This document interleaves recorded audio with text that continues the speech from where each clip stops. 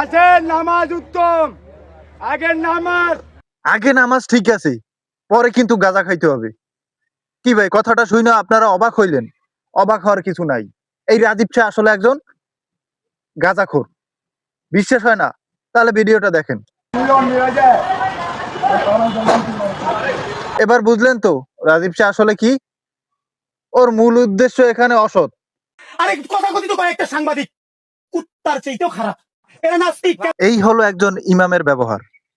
ভাই এটা কোনো ইমাম না, ওর চেহারার দিকে তাকান। যারা গাঁজাখোর ইয়াবাখোর চিনেন তারা চেহারার দিকে তাকাইয়া একটু দেখেন। ও আসলে একজন খোর। ও রাজীব শাহের সঙ্গী। আমি বিশ্বাস করি না। মাল খেয়ে কি শান্তিতে ঘুমাইতেছে, অথচ আমাদের বাংলাদেশের ইউটিউবার এবং ফেসবুকার যারা আছে তারা একটু তাকে শান্তি মতো মাল খাইতেও দেয় না, ঘুমাইতেও দেয় না। এটা কিন্তু ঠিক না।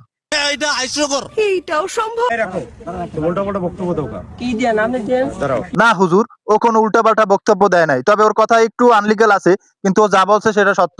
এখানে যদি স্থায়ীভাবে মসজিদ হয় তাহলে এখানে মন্দিরও হইব, গির্জা হইব। ভাই ও জায়গায় মসজিদ সম্ভবত হবে না, আর হইলেও তুমি মন্দির ও জায়গায় করতে পারবা না, এটাই চূড়ান্ত। গির্জা তো করতেই পারবা না। আরে এটা জায়গায় তো না থাক, সারা রাত ধরে এই জায়গায় হলো গাঁজা খায় আর হলো সিদ্ধি নিয়ে পোলাবাইন বসে থাকে। ঠিক বলছো, এটা জায়গা না পাক, কিন্তু এই জায়গায় যে রাজীব শাহ মসজিদ বানাইতে চাইতেছে ওর উদ্দেশ্য খারাপ।